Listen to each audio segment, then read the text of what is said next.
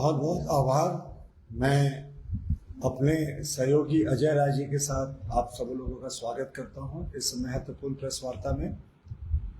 देखिए, झारखंड में कुछ दिनों से जिस तरीके का स्कैम्स चल रहा है, वो जेपीएससी का हो, जेएसएससी का हो, और कुछ 2-2.5 महीने से ट्रेजरी का स्कैम चल रहा है।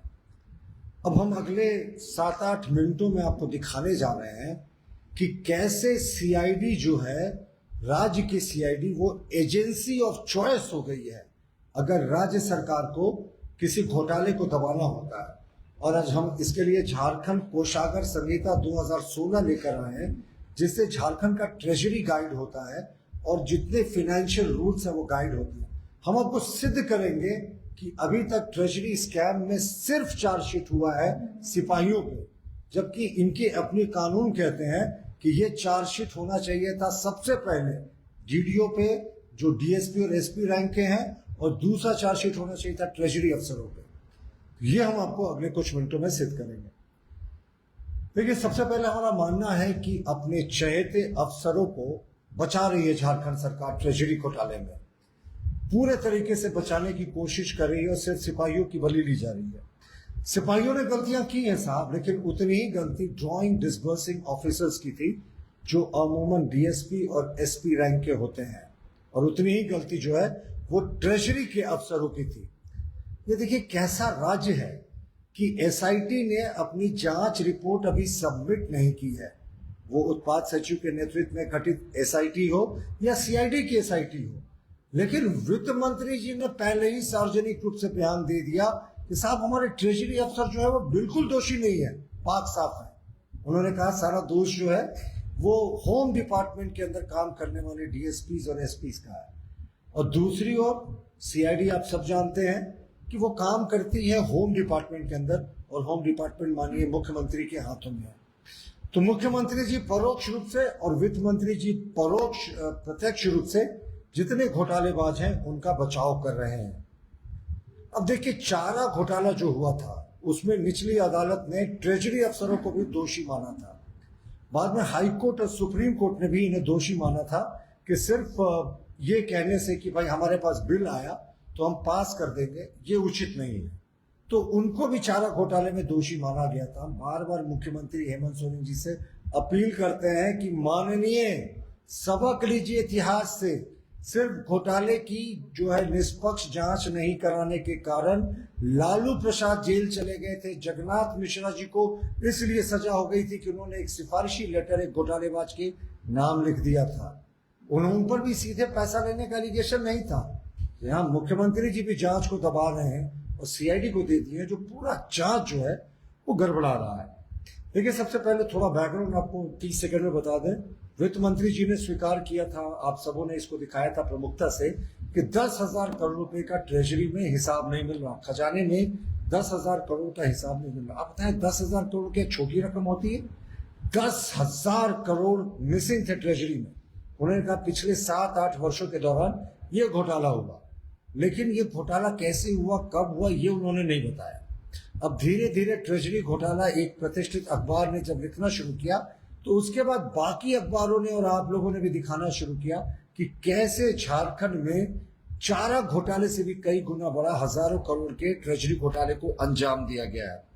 देखिए, हमने एक और प्रश्न उठाया था, मैं सिर्फ बैकग्राउंड में आपको ले जाकर बात कर रहा हूं कि सीआईडी ने जो एसआईटी बनाया था उसमें 2 अधिकारी ऐसे थे जो एक हजारीबाग के एसपी थे जिस समय घोटाला हुआ था, यानी सीधे तौर पर उनके ऊपर भी आरोप था उनके कार्यकाल पर, और एक बोकारो के एसपी थे जिनके कार्यकाल में जो किंग पिन था उसकी उन्होंने पोस्टिंग की थी वहां पे ड्राइंग अफसर के रूप में, और उसको जो है ट्रेजरी का इंचार्ज बनाया था पुलिस की तरफ से, और उनके कार्यकाल में घोटाला हुआ था। अब ये दोनों सीआईडी के उस एसआईटी का नेतृत्व कर रहे हैं। तो आप कैसे सोचते हैं कि इसमें जो है कोई भी तरीके की ईमानदारी हो सकती है जांच की?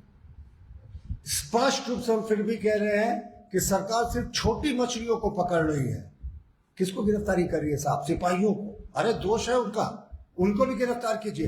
लेकिन जो डीएसपी एसपी जो मुख्यमंत्री के होम डिपार्टमेंट के अंदर आते हैं और जो सीधे तौर पर ट्रेजरी अफसर हैं, उनको उन्होंने नहीं हटाया, और जांच में सहयोग उन्हीं से ले रहे हैं, इन्हीं ट्रेजरी अफसरों से। अब मैं आपको दिखाता हूं जो झारखंड कोषागार है और वित्त नियमावली इसका सेक्शन समझ लें, 114, 115, 116, 305, 300A ये साफ कहता है कि डीडीओ की जिम्मेवारी होगी अगर फर्जी निकासी होगी तो। सीधे तौर पर झारखंड की वित्त नियमावली के जो सेक्शंस है, मैं रिपीट कर रहा हूं, 114, 115, 116, 305, 305A और 306 स्पष्ट कहता है कि ड्राइंग डिस्बर्सिंग ऑफिसर्स रिस्पॉन्सिबल होंगे फर्जी निकासी के लिए। ड्राइंग डिस्बर्सिंग ऑफिसर्स कौन थे पुलिस के साथ? DSP, ASP, SP.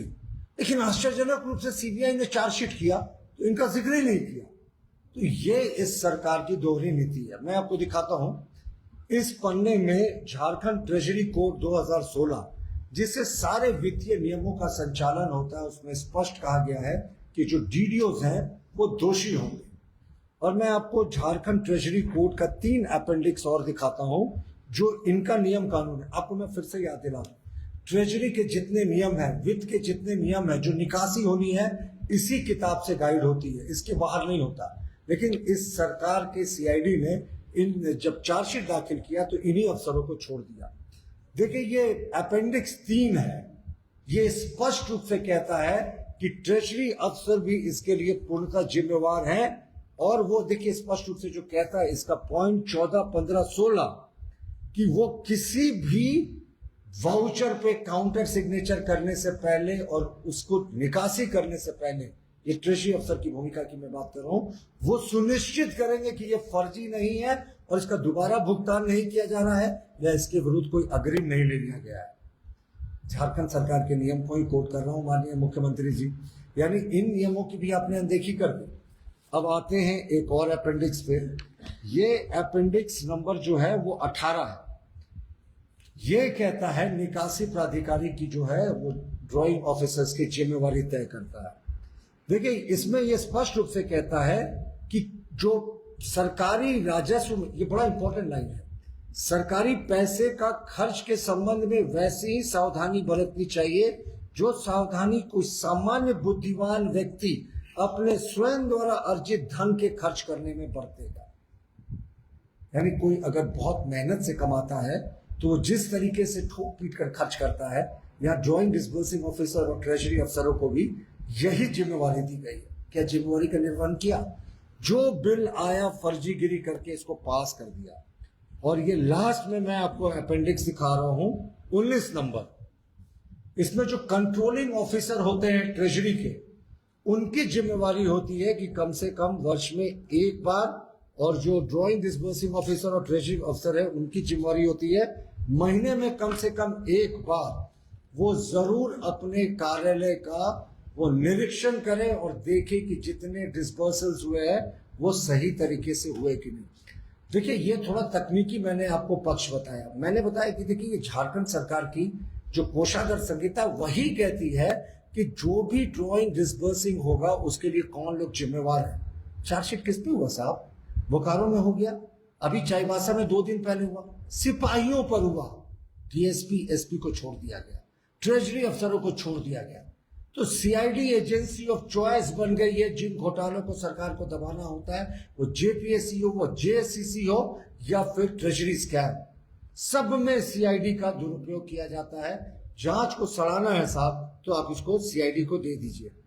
और एक और महत्वपूर्ण अंतिम बिंदु, आपको पता है इस सरकार कितनी तेज है। इस सरकार ने जैसे ही घोटाला सामने आया तो इन्होंने प्रिंसिपल अकाउंटेंट जनरल को लिखा साहब पत्र और कहा कि स्पेशल ऑडिट करा लीजिए साहब, हम एकदम चाहते हैं पाक साफ हो जाए सब कुछ।